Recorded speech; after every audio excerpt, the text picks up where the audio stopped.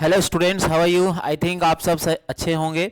और हम लोग कॉमर्स वर्ल्ड हजारीबाग का आप जान रहे हैं कि एक सीरीज चल रहा है जिसमें आपको एग्जामिनेशन को लेकर के काफ़ी ज़्यादा सीरीज में आपको ये बताया जा रहा है कि कौन से ऐसे इंपॉर्टेंट चैप्टर्स हैं, क्वेश्चंस हैं जो एग्जामिनेशन व्यू पॉइंट से काफ़ी इंपॉर्टेंट है। और आज के लेक्चर में हम लोग आपके जो एग्जामिनेशन है उसका इंग्लिश में कौन कौन सा ऐसा इंपॉर्टेंट चैप्टर वाइज क्वेश्चन है उसको डिस्कस करेंगे। एक लेक्चर और मैंने आपको किया है जिसमें मैंने अलग करके सेपरेट करके आपको ग्रामर सेक्शन को जो इम्पोर्टेंट क्वेश्चंस है वो मैंने करवाया है। और ये जो सेक्शन आज हम लोग डिस्कस करने वाले हैं इस लेक्चर में हम लोग ये देखेंगे कि कौन से इंपॉर्टेंट वैसे क्वेश्चन हैं, ठीक है, जो सिर्फ बुक से हैं, पोएम से हैं, जो आने वाले हैं, ठीक है। और ये मेरा खुद का तैयार किया हुआ क्वेश्चन होता है जो कि एग्जाम से ठीक 2-3 दिन पहले मैं स्टूडेंट्स के बीच लाता हूँ ताकि आपका काफ़ी ज़्यादा हेल्प हो सके आपके एग्जामिनेशन में, ठीक है। आप कॉमर्स वर्ल्ड हजारीबाग में आप जो एग्जामिनेशन लिखने वाले हैं बच्चे आपके बाद यानी कि 2026 में यानी 2026 में उसका जो बैचेस है क्लासेस के ऑनलाइन और ऑफलाइन दोनों स्टार्ट हो चुके हैं। आप यहाँ कांटेक्ट करके एडमिशन करवा सकते हैं, ठीक है।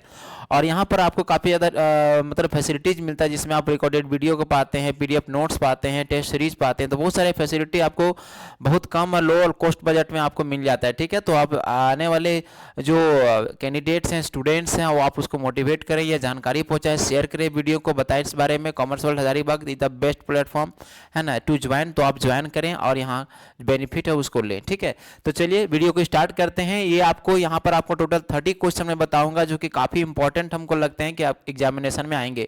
आप एक शॉट में इसको देख लेंगे, आपका समय भी नहीं जाएगा। आप 20-25 मिनट की वीडियो में आपको काफ़ी इंपॉर्टेंट बातें बता दी जाएंगी। और एक और वीडियो मैंने अपलोड कर दिया है, वो आप देख सकते हैं। उसमें आपको मिलेगा ग्रामर से रिलेटेड जितने स्किल यानी राइटिंग स्किल से जुड़ा हुआ जितना आप देखते हैं, जिसमें आप आर्टिकल देखते हैं, report, notice, letter, note making, ये सारे से सारे जो एमसीक्यू क्वेश्चन है वो अपलोड कर दिए गए हैं, आप उसको भी देख सकते हैं, ठीक है। ये काफी ज्यादा हेल्पफुल होगा आपके लिए, ठीक है। तो चलिए स्टार्ट करते हैं वीडियो आज का। आप इसमें आप फटाफट गेसिंग करते जाएंगे और आपको मैं 2-3 सेकेंड का ही टाइम दूंगा, फिर फटाफट मैं बताते जाऊंगा ताकि आप उसको समझ सकें, ठीक है। देखिए आप सामने क्वेश्चन को देख रहे होंगे। आपका से पहला जो क्वेश्चन है, ठीक है, वो आपके सामने कि what draws Derry towards Lamb, ठीक है। आप मिस्टर लैम का बात कर रहे हैं, चैप्टर आप पढ़े होंगे on the face of it. Question आपका है कि what draws Derry towards Lamb, जो डेयरी है वो उसको क्या खींच के लैम की तरफ ले आता है, ठीक है। लैम एक हैंडीकैप्ड व्यक्ति है, वन लेग्ड है, वो आप जान रहे हैं कि वो लंगड़ा एक बूढ़ा व्यक्ति है जो कि गार्डन में रहता था। डेयरी जो है उसके तरफ क्यों खींचा चला आता है? डेयरी जिसका वन आइड जो फेस है वो मतलब क्या है, जला हुआ है एसिड के कारण, ठीक है। तो वो किस कारण से उसके तरफ खींचा चला आता है लैम्प की तरफ? वो एक बगीचे में रहते हैं, आखिर क्या कारण है उसके तरफ वो ड्रॉज मतलब ड्रॉज करता है, ड्रॉज मिस होता है, उसकी तरफ अट्रैक्ट होता है। कारण पहला है हिज अपीयरेंस, उसका जो लुक है उसके कारण, हिज ग्रीफ उसका दुख है उसके कारण, हिज पॉजिटिव एटीट्यूड या उसका देखने का नजरिया सकारात्मक है इस वजह से, या ऑल। तो क्या चीज है जिसके कारण डेयरी है उसके तरफ चला जाता है? तो आपको ये आप जरूर जानते होंगे क्योंकि जब डेयरी उससे मिलता है तो उससे सिर्फ पॉजिटिव बात ही वो करते हैं, है ना। Mister Lamb never talks about his burn face, कभी उसके बारे में बर्न फेस के बारे में डिस्कस नहीं किए हैं। तो इट मीन्स कि option number C is the right answer, his positive attitude draws Derry towards mister Lamb, ठीक है। उसका जो पॉजिटिव एटीट्यूड होता है बताने का तरीका, कभी वो नेगेटिव बात को नहीं करते हैं। एक बच्चा जो 14 साल का भी मात्र हुआ है वो कैसे दुनिया को फेस करेगा वो बताते हुए आगे बढ़ते हैं। चलिए नेक्स्ट क्वेश्चन है, what did Sadao give, Sadao क्या देता है to American soldier at the last? आप जानते हैं कि लास्ट में सदाव है अमेरिकन सोल्जर को भगा देता है अपने, ठीक है, अपने घर से काफ़ी मुसीबत आ गया था उसके कारण, इस वजह से उसको अपने घर से वो निकाल देता है, ठीक है। तो निकाल देता है तो जाते हुए अंत में उसको क्या देता है? फूड टू ईट, खाना देता है खाने के लिए उसको। हिज बोट, उसका बोट दे देता है। हिज फ्लैश लाइट, या अपना उसका खुद का फेवरेट फ्लैश लाइट था, फ्लैश लाइट में टॉर्च होता है तो उसको क्या अपना टॉर्च दे देता है जो उसका फेवरेट था, या ऑल, ये सब चीज़ को देता है, ठीक है। तो आप ये देख पा रहे होंगे, अगर आप स्टोरी पढ़े होंगे तो नहीं भी पढ़े होंगे तो कोई बात नहीं, आप यहाँ देख लीजिए। जब सदाव उसको भेजता है अमेरिकन सोल्जर को, यानी कि वो क्या नाम है उसका, टॉम नाम था, ठीक है। आप याद रखेंगे उस लड़के का क्या नाम है, टॉम, ठीक है। तो जब वो उसको भेजता है तो उसके लिए सबसे पहले एक बोट का इंतजाम करता है, बोट में खाना रख देता है और अपना फ्लैश लाइट भी रात में उसको दे देता है ताकि वो रास्ता को ढूंढ सके। It means your answer is right. कौन सा होगा? D. Right answer is D. D होगा, इसलिए डी होगा क्योंकि ये सारी चीजें वो उसको जाते हुए देता है और इसके साथ कुछ सजेशन भी देता है। वो सजेशन आपको याद है, वो कहता है कि अगर तुम वहां पर हो, ठीक है, और तुम अभी तक बोट नहीं पकड़े हो, ठीक है, तो तुम सिग्नल करना है एक फ्लैश से। अगर तुम्हारा खाना खत्म हो जाए तो 2 सिग्नल फ्लैश करना, ये आपको आप पढ़े भी होंगे स्टोरी में, ठीक है। वो टॉर्च लाइट जो देता है वो रात में सिर्फ रास्ता दिखाने के लिए नहीं, बल्कि उसको एडवाइस भी करता है कि तुम वहाँ से सिग्नल कर सकते हो रात में, मतलब कि शाम के टाइम में, ठीक है। चलिए आगे बढ़ते हैं। तो इसका आंसर क्या हो गया? डी हो गया, ठीक है। हु स्टार्टेड, किसने शुरू किया था स्टूडेंट्स ऑन आइस प्रोग्राम, ठीक है। स्टूडेंट्स ऑन आइस प्रोग्राम जो है, ठीक है, वो किसने शुरू किया था, इनिशिएट किसने किया था, ठीक है। तो आपको आंसर यहाँ पर देखिए इसी से निकालना है। पहला है जियोफ मार्टिन है, दूसरा तिसानी दोषी है, तीसरा जियोफ ग्रीन है, और उसके बाद जॉन है। तो किसने किया था? तो आप ये पढ़े होंगे स्टोरी, है ना, journey to the end of the earth. तो इसमें आप देखे होंगे कि इसके जो सही आंसर इसका है वो जियोफ ग्रीन है। अब ये जियोफ ग्रीन कौन है? तो ये एक बूढ़ा व्यक्ति है जो कि कैनेडियन है। कहाँ का है? कैनेडियन। और इसको 6 साल से ये चलाया है, 6 ईयर्स। देखिए एक साथ बहुत सारे क्वेश्चन में बताते जा रहा हूँ, ठीक है। तो Geoff Green was a Canadian who started the programme Students on Ice, ठीक है, एंड 6 ईयर से ये इसको इनिशिएट कर रहा था, ठीक है। चलिए आगे बढ़ते हैं। Who was Sophie, Sophie's dream hero, Sophie का ड्रीम हीरो कौन था? सोफी का ड्रीम हीरो कौन था? सोफी किसके बारे में हमेशा ख्वाब देखते रहती थी? जो कि सोफी एक डे ड्रीमर गर्ल थी, वो किसके बारे में ख्वाब देखते रहती थी? फ्रैंक के बारे में, जॉन या डेनी केसी या फिर नन? किसके बारे में मतलब कि सोचते रहती थी? उसका ड्रीम हीरो कौन था? किसको वो फेवरेट मानती थी? ठीक है, तो आपको याद रखना है, उसका आंसर है डेनी केसी। क्या होगा? डेनी केसी। ये एक आयरिश लड़का है जो कि फुटबॉल खेलता है, फुटबॉलर है ना, यंग है, स्मार्ट है, आयरिश लड़का है, आयरलैंड के लिए क्रिकेट खेलता है, लेकिन क्लब मैच ही इंग्लैंड के लिए खेलता है। He plays club match for England, but he was actually basically and Irish boy, ठीक है, आयरिश फुटबॉलर है, ये आपको याद रखना है। वो एक तरीका का ड्रीम हीरो है, फेवरेट है किसका? सोफी का, ठीक है। चलिए आगे बढ़ते हैं। क्वेश्चन नंबर 5 में आते हैं। What is a thing of beauty? Thing of beauty क्या है? थिंग ऑफ ब्यूटी आप पढ़े होंगे, जॉन किट का लिखा हुआ पोयम है, ठीक है। इसमें थिंग ऑफ ब्यूटी के बारे में बात किया गया, तो उसमें थिंग ऑफ ब्यूटी क्या है? द सन, डैफोडिल्स, क्लियरिल्स या ऑल? बताइए ये क्या है? तो आप ये सब देख पा रहे होंगे कि इसमें आपको पता है कि उसमें सन भी थिंग ऑफ ब्यूटी के कैटेगरी में आया है। डैफोडिल्स जो मतलब कि नरगिस का फूल होता है वो भी आपका थिंग ऑफ ब्यूटी है। क्लियरिल्स मतलब शुद्ध जो बहती है छोटी नदियों में जो सरिताएं, जिसको हम लोग छोटी छोटी नदियां कहते हैं, सरिताएं कहते हैं, वो सभी ये तीनों के तीनों थिंग ऑफ ब्यूटी के example. It means the right answer is option number D, all of these it is the right answer, ठीक है। चलिए डैफोडिल्स में डैफोडिल्स भी है, क्लियरिल्स भी है, और भी बहुत सारे हैं, लेकिन आपके ऑप्शन यहाँ पर आ गया है 3, तो तीनों इसका सही आंसर होगा, ठीक है। ये आपको दिमाग में कॉन्सेप्ट क्लियर रखना चाहिए। मैं जो आपको बता रहा हूँ एग्जामिनेशन में आने वाले इंपॉर्टेंट क्वेश्चन के बारे में बात कर रहे हैं, जिसको आप बहुत कम समय में आसानी से पढ़ सकते हैं। Next question, question number 6, who can teach the human beings according to the poet? कौन मानव जाति को सिखा सकता है पोएट के अकॉर्डिंग? ये जो क्वेश्चन है ये पैब्लो नेरूडा का लिखा हुआ, ये आप पढ़े होंगे कीपिंग क्वाइट पोएम का, ठीक है। तो this line has been taken from Keeping Quiet poem, और इसमें कहते हैं कि मानव को कौन चीज़ सिखा सकता है? टीचर सिखा सकते हैं, सेंट साधु सिखा सकते हैं, पृथ्वी सिखा सकती है, अर्थ या सी समुद्र सिखा सकता है। तो आप जानते होंगे in the last of the poem the poet talks about the teaching of human being by the earth. वो क्या कहते हैं कि अर्थ के द्वारा ही मानव जाति को सिखाया जा सकता है कि सब कुछ मरा हुआ प्रतीत होता है धरती के ऊपर, लेकिन मतलब सडनली ये पता चलता है कि वो चीज़ जिंदा था। ये किसके बारे में बात करते हैं? तो वो बात करते हैं ये पूरे विश्व के बारे में, ये बात करते हैं उस बेजान सीड के बीज के बारे में जो पृथ्वी के अंदर चला जाता है, लेकिन इसका न्यूट्रिशन के कारण उसमें जान आ जाता है, वो बड़ा पेड़ बन जाता है, ठीक है। इसलिए कहते हैं कि जो अर्थ है वो मानव जाति को सिखा सकता है। Question number 7, what is the poetic device? कौन सा अलंकार पोएटिक डिवाइस का यूज किया गया है as a late winter moon? Late winter moon में कौन सा अलंकार का इस्तेमाल किया गया? पोएटिक डिवाइस को मैंने बताया था। पोएटिक डिवाइस मतलब क्या होता है? जो पोएम को अट्रैक्टिव बनाता है, अच्छा बनाता है। तो कौन सा पोएटिक डिवाइस का इस्तेमाल किया गया? मेटाफर, सिम्बली, पर्सोनिफिकेशन या पन? आपको बताना है क्या होगा। तो आपको मैंने बताया था कि जब भी किसी फ्रेज में, पोयम में, स्टोरी में एज और लैक लगा हुआ होता है तो उसको सिमली कहते हैं। क्या कहते हैं? उसको सिमली कहते हैं। सिमली उसको कहते हैं जब हम दो चीज़ों का तुलना करते हैं, उसके बीच में हम तुलना करने के लिए एक कॉमन वर्ड का यूज करते हैं जिसको लैक और एज कहते हैं। चूंकि इसमें एज का यूज किया हुआ है इसलिए this is the example of simile. क्या है? सिमली, ठीक है। तो आपको याद रखना है, ठीक है। तो आगे बढ़ते हैं हम लोग। Who has this is has been called beneficent beast of prey? किसको पोयम में कहा गया है beneficent beast of prey? Beneficent beast का देखिए, बेनिफिशिएंट का मतलब होता है लाभ कमाने वाले, बीस्ट मतलब होता है जंगली जानवर, ठीक है। फोर ऑफ प्रे, प्रे मतलब होता है शिकार करने वाले। एक्चुअली ये कोई जानवर उनवर का बात नहीं कर रहा है, ये रिफर करता है कुछ वैसे लोगों को जो काफी लालची होते हैं, अपने बेनिफिट के लिए दूसरे का शिकार करते हैं, ठीक है। तो बेनिफिशियंट बीस्ट ऑफ प्रे किसको कहा गया है? लीडर्स को। ये कौन सा पोयम का है? तो ये है आपका रोड नोट, सॉरी, ए रोड साइड स्टैंड का है। कौन सा है? ए रोड साइड स्टैंड का। तो इसमें किसको कहा गया है ना? लालची, है ना, शिकार करने वाले लोग। बिस्ट मतलब जानवर होता है, लेकिन यहां पर लोगों को जानवर कहा गया। तो किसको रिफर किया गया? पोएट ने किसको रेफरेंस करके बताया कि वो एक्चुअली आदमी नहीं है, वो शिकार करने वाले, है ना, आदमी के रूप में भेड़िए या जानवर है। किसको कहा गया? लीडर्स को कहा गया, फार्मर्स को कहा गया, विलेजर्स को कहा गया, या गवर्नमेंट एम्प्लॉयज कर्मचारियों को कहा गया? किसको कहा गया? तो आप इसका आंसर तो समझ ही गए होंगे क्या होगा, ठीक है। तो यहां पर इसका आंसर होगा गवर्नमेंट एम्प्लॉय को कहा गया, ठीक है।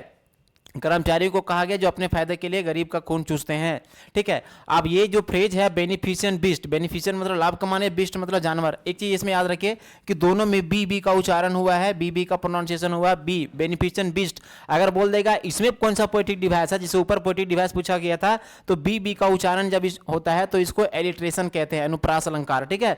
तो इसमें बी अगर पूछ दे तो इसमें एलिट्रेशन है। एलिट्रेशन क्या है? एलिट्रेशन, ओके, एलिट्रेशन, ठीक है जी। तो इसमें एलिट्रेशन अगर पूछ दे कभी कि बेनिफिशियंट बीस्ट में कौन सा पोएटिक डिवाइस है, ठीक है, कौन सा अलंकार है, तो एलिट्रेशन है। क्योंकि एलिट्रेशन इसको कहते हैं जब दो शब्दों में कॉन्सोनेंट लेटर जो होते हैं वो रिपीट होते हैं। तो इसमें बी रिपीट हुआ दोनों शब्दों में, ठीक है, इसलिए। चलिए आगे बढ़ते हैं। Who wrote the poem aunt Jennifer tiger? Aunt Jennifer tiger किसने लिखा है? तो आप जानते होंगे, इसकी राइटर का नाम है एड्रिन रिच, ठीक है। ये अमेरिकन राइटर है, याद रखेंगे कौन है? Adrian rich. चलिए आगे बढ़ते हैं क्वेश्चन नंबर 10 की तरफ, ठीक है। Question number 10, question number 10। चलिए क्वेश्चन नंबर 10 में आपका क्या है? सो आप देखिए, ये आपका क्वेश्चन नंबर 10 सुब्बू के बारे में है, जो कि जेमिनी स्टूडियो यानी पोएट एंड पैनकेक्स का स्टोरी का है, ठीक है। Why was Subbu A trouble shooter for all the Gemini studio? All for all in the Gemini studio, in Gemini studio. तो कहता है ना कि ये जो सुब्बू है, वो जो सुब्बू जिसका पूरा नाम था कोथामंगलम सुब्बू, क्या नाम है इसका पूरा? कोथामंगलम सुब्बू। आप पढ़े होंगे। और ये बॉस नंबर 2 है जेमिनी स्टूडियो का, बॉस नंबर 2। बॉस नंबर 1 कौन है? तो S Vasan, founder of Gemini studio, S Vasan, Subramaniam Srinivasan, ठीक है। क्या नाम है उसका पूरा? एस का पूरा नाम सुब्रमण्यम श्रीनिवासन, ठीक है, जो उसके बॉस नंबर 1 है, जो मालिक है, फाउंडर है जेमिनी स्टूडियो का। जेमिनी स्टूडियो कहाँ? मद्रास में। अब उसका बॉस नंबर 2 कौन है? तो सुब्बू उसका बॉस नंबर 2 है स्टूडियो का, ठीक है। और ये जो व्यक्ति है बॉस नंबर 1 यानी एस वासन के बाद दूसरा इंपॉर्टेंट आदमी है, ठीक है। और ये ट्रबल शूटर क्यों है? मतलब ये एक तरीका से सरदर्द का कारण क्यों है जेमिनी स्टूडियो के सभी लोगों के लिए? तो क्यों है? या फिर ये भी कह सकते हैं ट्रबल शूटर का मतलब है कि वो आदमी सबको मतलब स्थितियों से निकालने वाला क्यों कहा जाता है, मुसीबतों को हटाने वाला? तो because of his gossip style, वो खूब ज्यादा गॉसिप करते रहता है, बातचीत करता है, इस कारण से। Because of his flattery style, या फिर वो बहुत चापलूसी करता है, इस वजह से। Because of his problem solving quality, या फिर इसलिए कि उसमें प्रॉब्लम को सॉल्व करने वाला बहुत बेहतरीन क्वालिटी, इसलिए। या फिर ability to mix up with anyone, या फिर उसमें एबिलिटी को सबके साथ आसानी से घुल मिल जाता है। तो कौन सा कारण से उसको तारनहार कहा जाता है? एक तरीका से कैसे? ट्रबल शूटर मतलब ट्रबल को हटाने वाला, ठीक है। तो क्यों उसको कहा जाता है? तो आपको याद रखना है, क्योंकि वो ये जो व्यक्ति है सुब्बू, उसमें एक क्वालिटी है कि वो प्रॉब्लम रिसॉल्विंग क्वालिटी रखता है। वो किसी भी प्रॉब्लम हो उसको तुरंत वो सॉल्यूशन निकाल देता है, इसीलिए उसको लोग ट्रबल शूटर कहते हैं जेमिनी स्टूडियो में, ठीक है। उसके पास सभी प्रकार की समस्या का तुरंत मतलब कि समझिए फास्ट एक तरीका से सॉल्यूशन वो ले आता है, इसीलिए वो बहुत फेमस है, बॉस नंबर 2 भी है। चलिए आगे बढ़ते हैं। What do the students study on Antarctica? What do the student study on Antarctica? Antarctica पे बच्चे क्या पढ़ते हैं? आप बताइए, बहुत इंपॉर्टेंट क्वेश्चन है। स्नो हिस्ट्री पढ़ते हैं, बर्फ का इतिहास पढ़ते हैं, मानव के इतिहास पढ़ते हैं, ज्योग्राफिकल इतिहास हिस्ट्री पढ़ते हैं यानी भौगोलिक कुछ पढ़ते हैं, या फिर जियोलॉजिकल पढ़ते हैं, है ना। अब ये जियोलॉजिकल क्या चीज? तो पृथ्वी के अंदरूनी संरचना के बारे में पढ़ते हैं। ज्योग्राफी मतलब ऊपर से पढ़ लिए हम, जियोलॉजिकल क्या हो जाता है? उसका डीप स्टडी हो जाता है, जिसमें हम उसके, है ना, अंदरूनी पार्ट को भी पढ़ते हैं। तो याद रखिए ये दोनों में कंफ्यूजन नहीं होता है, होना है हमको क्या बताता है? जियोलॉजिकल हिस्ट्री के बारे में बताता है, जियोलॉजिकल, जियोग्राफिकल नहीं। जियोग्राफिकल एक तरीके से क्लाइमेट से लेके अर्थ के ऊपर सरफेस के बारे में बात करता है, ऊपर जो उसके इंटरनल स्ट्रक्चर के बारे में बात करें वो जियोलॉजिकल में आ जाता है। तो जो बच्चे हैं वो अंटार्कटिका में जाने के बाद जियोलॉजी जियोलॉजिकल हिस्ट्री को स्टडी करते हैं। क्लियर है, जियोलॉजिकल स्टडी। चलिए नेक्स्ट क्वेश्चन हमारा question number 12, what was the novel written by Umberto Eco. वो कौन सा नोबल था जो कि अम्बर्टो इको जो प्रोफेसर है, ठीक है, वो लिखते हैं। बताइए कौन सा नोबल लिखते हैं।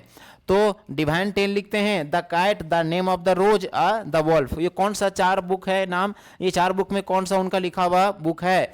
तो आपको पता होना चाहिए उनका लिखा हुआ बुक का नाम था the name of the rose, the name of the rose, the name of the rose. ठीक है, क्या नाम था बुक का, नेम ऑफ द रोज, जो 1980 में आया था। कितना, 1980 में। ठीक है, और ये जो अम्बर्टो इको हैं ये कौन सा चैप्टर का है, तो ये चैप्टर इंटरव्यू का लिया हुआ। ठीक है, इंटरव्यू चैप्टर का लिया हुआ। अम्बर्टो इको ये नोवेल लिखे थे जिनका लगभग 1.5 करोड़ कॉपी बिका था। ठीक है, आपको ये याद रखना है। ठीक है, 30 से 40 मिलियन कॉपी इनका बिका था। तो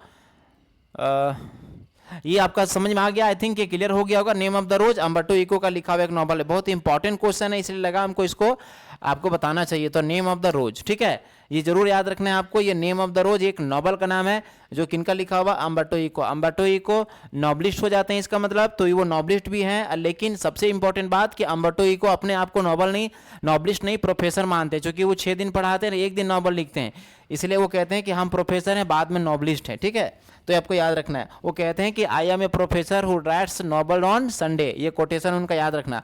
आई am a professor who writes novel on Sunday कौन कहते हैं, तो अम्बर्टो इको ही कहते हैं। क्वेश्चन नंबर 13 की तरफ मैं चलता हूं। क्वेश्चन नंबर 13 को आप देख रहे हैं। क्वेश्चन नंबर 13 कह रहा है, what is the sub title of the story lost spring. आप सेकेंड नंबर चैप्टर पढ़े होंगे फ्लैमिंगो का, जिसका नाम है लॉस्ट स्प्रिंग। लॉस्ट स्प्रिंग के नीचे एक टाइटल लिखा हुआ था, हमको लगा ये बहुत इंपॉर्टेंट है और ये है भी।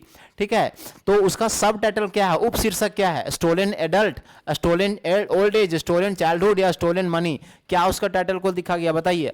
आप जरूर, आपको याद हो रहा होगा, तो उसके नीचे टॉपिक लिखा हुआ था lost spring, story of stolen childhood. याद रखेंगे, बचपन के चुराने वाला स्टोरी इसमें बात किया गया। Option number C is the right answer. ठीक है, हु कंट्रोल्ड, कौन नियंत्रित करता था, the bangle maker in Firozabad. Firozabad जो कि बेंगल फैक्ट्री के लिए फेमस है, उसको कौन नियंत्रित करता था, तो द पॉलिटिशियन, राजनेता लोग, पुलिसमैन, पुलिस वाले लोग, साहूकार या ऑल। तो याद रखेंगे वहां पर इन सभी गरीबों लोगों को, सब के सब जो गरीब लोग हैं, बेंगल्स मेकर हैं, जो गरीबी में ही रह रहे हैं बेचारे, ये सब को मिल करके उसको दबाते हैं। ठीक है, डोमिनेट करते हैं या फिर उसको कंट्रोल करते हैं। ठीक है, तो याद रखेंगे इसका ऑल होगा आंसर। ठीक है, व्हाट मटेरियल वेयर ब्रॉट, कौन से जो मटेरियल वो लाए जाते थे in Germany studio for makeup. Truck में लोड करके कौन कौन से जो, या ट्रक लोडेड, ट्रक में कौन सा चीज जो था वो जर्मनी स्टूडियो में लाया जाता था लोड कर करके, तो क्या था वो क्या था, क्रीम्स लाया जाता था, पाउडर्स लाए जाते थे, लोशन लाए जाते थे, या पैनकेक्स।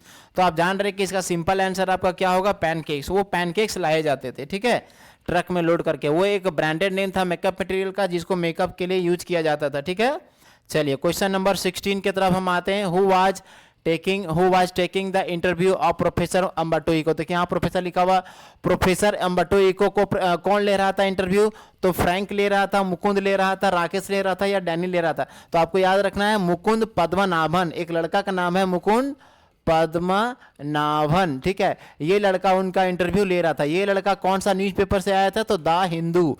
कहाँ से आया था, द हिंदू। द हिंदू एक पेपर का नाम है, और इसी पेपर में ये लड़का प्रेस रिपोर्टर के काम करता है, और यही अम्बर्टो इको का क्या इंटरव्यू लेने आता है। क्या नाम है, मुकुंद पद्मनाभन। क्लियर है। अब मुकुंद पद्मनाभन क्यों गया था इंटरव्यू लेने के लिए, क्योंकि अभी मैंने ऊपर जो आपको बताया नेम ऑफ द रोज जो बुक था उनका फेमस हुआ था, फेमस होने के बाद ये लड़का उनसे इंटरव्यू लेने के लिए गया था। ये इंटरव्यू चैप्टर का है। ठीक है, चलिए क्वेश्चन नंबर नेक्स्ट की तरफ हम लोग बढ़ते हैं। नेक्स्ट क्वेश्चन आपका 17 है कि what was given to Saheb by the tea staller. जो टी स्टॉलर है, जो टी स्टॉलर था, जो वो ठेला लगाता था, वो साहब को क्या दे दिया था या क्या देता था। 800 रुपीज देता था, 3 टाइम्स मील, तीनों टाइम का खाना देता था, या दोनों देता था, या नन, कुछ नहीं। तो आपको याद रखना, आपको मालूम होगा, ये बहुत इंपॉर्टेंट है। साहब जो है उसको 800 रुपया भी मिलता था और तीनों टाइम का खाना भी देता था। इट मीन्स इसका ऑप्शन नंबर सी सही होगा। हु वाज जितकाला सा फ्रेंड, जितकाला सा की दोस्त कौन है? Cutting of my long hair, वो लड़की जिसका बाल काट दिया गया था अमेरिकन स्कूल में, बोर्डिंग स्कूल में, तो उसकी दोस्त कौन थी? बामा थी, अन्ना थे, या जुडविन थी, या जेंसी थी? याद रखेंगे उसकी दोस्त का नाम क्या था? जुडविन। क्या नाम था? जुडविन। यही बताए थे कि आज तुम्हारे लंबे बाल को काट दिया जाएगा according to the rule of school. ठीक है, अब नेक्स्ट 19 में कि where did Douglas visit when he was 3 और 4 ईयर्स ओल्ड, तो डॉगलस कहाँ गए थे जब वो 3-4 साल के थे? तो आपको दो क्वेश्चन इसमें याद रखना है। एक तो वो 3-4 साल के थे तब वो कहाँ गए थे पिताजी के साथ? तो क्या जापान गए थे, न्यूयॉर्क गए थे, कैलिफोर्निया गए थे, या फिर इंडिया गए थे? तो आपको याद रखना है वो कैलिफोर्निया बीच गए थे, कैलिफोर्निया समुद्री बीच पर गए थे और वहां वो पानी के अंदर मतलब डूब गए थे, वहीं उनका डर स्टार्ट हुआ था। अब फिर है कि उनके साथ जो है जो याकीमा पुल पर घटना हुआ वो कितने साल में हुआ था? दूसरा बार पानी मरते मरते वो कब बचे थे, कितने उम्र में थे? याद रखेंगे 10 और 11 ईयर, जब वो 10-11 साल के थे तब उनके साथ याकीमा पुल पर घटना हुआ था। ठीक है, दो क्वेश्चन आपको याद रखना है। क्वेश्चन नंबर 20 है whom did Gandhi request to come to Champaran, whom did Gandhi request, किसको गांधी रिक्वेस्ट किए थे चंपारण आने के लिए? किसको रिक्वेस्ट किए थे? राजेंद्र प्रसाद को किए थे, ब्रिज किशोर बाबू को किए थे, मौलाना मजरूल हक को किए थे, या सभी को किए थे? तो जब महात्मा गांधी को अरेस्ट वारंट निकल जाता है वहां पे, ठीक है, जब उसको कोर्ट में हाजिर होने के लिए बोला जाता है तो वो गांधी एक मेल लिखते हैं, लेटर लिखते हैं और ये तीनों व्यक्ति को वो आने के लिए बोलते हैं। तो आपको ये तीनों को याद रखना है, राजेंद्र प्रसाद को, ब्रिज किशोर बाबू को और मौलाना मजरूल हक को बोलते हैं। इट मीन्स इसका डी ऑप्शन आपका सही होगा, तीनों को बुलाते हैं। ठीक है, चलिए क्वेश्चन नंबर 21 की तरफ हम लोग आते हैं। आई थिंक आपको सारा क्वेश्चन बहुत ही अच्छे तरीके से क्लियर हो रहा होगा। ठीक है, इसमें कोई दिक्कत की बात नहीं है, एक बार आपको देखना है। ठीक है, और मेरा पिछला वीडियो जो था उसको भी आप जरूर देख लेंगे, वो भी अपलोडेड है। ठीक है, जो कि किसके बारे में है? ओनली ग्रामर सेक्शन के बारे में एमसीक्यू क्वेश्चन है। ठीक है, अब बाकी जो आपका नोटिस वगैरह है आप उसको तो देख ही लिए हैं मॉडल से, वैसे ही आपको फॉलो करके बनाना है। बाकी आपका एग्जाम 100% मेरा गारंटी कि एमसीक्यू आपका टोटल सही हो जाएगा। आप एक बार वीडियो को जरूर देखें, ठीक है, और उसको शेयर करेंगे। आपका 30 आउट ऑफ 30 है, ठीक है, इसमें कोई डाउट नहीं है। ठीक है, यहाँ पर देखिए अकॉर्डिंग टू चार्ली के अनुसार the Grand Centre railway station was growing lack, जो ग्रैंड सेंटर रेलवे स्टेशन है वो कैसे बढ़ते जा रहा था? थर्ड लेवल का क्वेश्चन है, कैसे बढ़ते जा रहा था उसके अनुसार? तो क्या मॉन्स्टर राक्षस के जैसा, जंगल के जैसा, ट्री के रूट के जैसा, जड़ के जैसा, या डिजीज बीमारी के जैसा? तो कैसे बढ़ते जा रहा था? चार्ली कैसे बढ़ते हुए कहता है कि वो ट्री रूट के जैसा बढ़ते जा रहा था, जैसे कि बड़ा सा पेड़ हो और उसका जड़ इधर उधर क्या हो, दौड़ रहा हो। What is फैक्टोप्लैंक्टन? फैक्टोप्लैंक्टन क्या है? फैक्टोप्लैंक्टन क्या है? ये जो है journey to the end of the earth का एक वर्ड है जो बहुत ही इंपॉर्टेंट है। फैक्टोप्लैंक्टन क्या है? क्या एक समुद्री ग्रास है? क्या एक सिंगल सीड ग्रास है, एक कोशिकीय ग्रास है, या मैक्रोस्कोपिक ग्रास है, बहुत छोटा ग्रास है? तो इसमें याद रखेंगे तीनों है। क्या चीज है? ये तीनों है। Phytoplankton is a sea cell and it is single celled grass and it is very macroscopic sea grass. याद रखेंगे तीनों क्वालिटी रखता है, इसलिए इसमें ऑल इसका आंसर होगा। ठीक है, नेक्स्ट है कि हु वाज एस्टोनाइज्ड, यानी कि कौन आश्चर्यचकित था इन द फॉर्क फैक्ट्री में when the peddler was identified, जब पैडलर को पहचाना गया as iron master's old friend, जो आयरन मास्टर के पुराने दोस्त के रूप में उसको जब पहचाना गया पैडलर को, तो कौन फैक्ट्री में आदमी था जो बिल्कुल आश्चर्यचकित था? तो कौन था? एडला थी, द वर्कर काम करने वाले लोग थे, द मास्टर ब्लैक स्मिथ, वो मास्टर ब्लैक स्मिथ था, या ऑल? तो आपको याद रखना है कि वहां पर एक ही आदमी था जो हक्का बक्का था, जिसका हालत खराब था, उसको देख करके वो कौन था? Master black Smith. सभी कारीगर का जो हेड होता है वो जो मास्टर था। अगला क्वेश्चन है 24 a short story contest was organise, है ना, by the British periodical name. ठीक है, एक ये जो है आपका ये है वो आपका पोएट एंड पैनकेक का ही है, बहुत इंपॉर्टेंट है, इसको बहुत लोग नहीं भी पढ़ा होगा। ठीक है, क्योंकि ये अंडर एस्टिमेट किया हुआ क्वेश्चन है, लेकिन मैंने यहाँ निकाला उस चीज़ को। ठीक है, आपको याद रखना है। क्वेश्चन बोल रहा है कि एक छोटा सा स्टोरी लेखन का आयोजन किया गया था, ऑर्गेनाइज किया गया था ब्रिटिश पीरियोडिकल में, यानी कि ब्रिटिश सभा में। उसका नाम क्या था? तो उसका क्या नाम था? The encounter, the God that failed, या कम्युनिज्म, या पैनकेक्स? तो आपको बहुत अच्छा याद रखना है, यहाँ पर आप confuse, the God that failed भी चर्चा किया गया होगा, आप पढ़े होंगे तो, लेकिन इसका आंसर था इनकाउंटर होगा। ये वो पीरियोडिकल था, ठीक है, बुक था जिसके बारे में बताया गया है। यही इनकाउंटर के तहत वहां पर एक कॉन्टेस्ट रखा गया था शॉर्ट स्टोरी का। ठीक है, ये द गॉड द फेल्ड जो है ना, ये एक शॉर्ट स्टोरी कलेक्शन था जिसको 6 पोएट ने मिल के लिखा था, जिसमें स्टीफन स्पेंडर भी थे।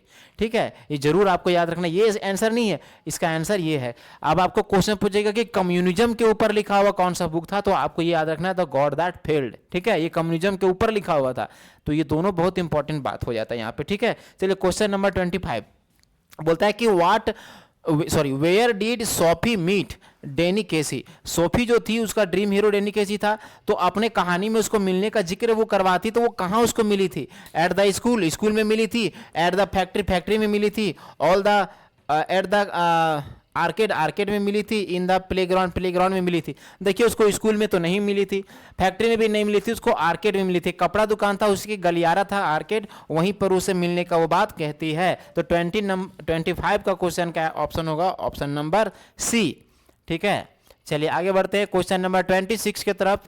क्वेश्चन नंबर 26 आपका बोल रहा है, देख लीजिए कि a thing of beauty is an excerpt from, बहुत ही इंपॉर्टेंट, वेरी वेरी इंपॉर्टेंट, कि जो थिंग ऑफ ब्यूटी पोयम है वो किसका टुकड़ा है, कौन से पोयम से लिया गया है? इन मेमोरियम से लिया गया है, कौरुकू से लिया गया है, स्टोलन चाइल्डहुड से लिया गया है, या इंडिमियन से लिया गया है?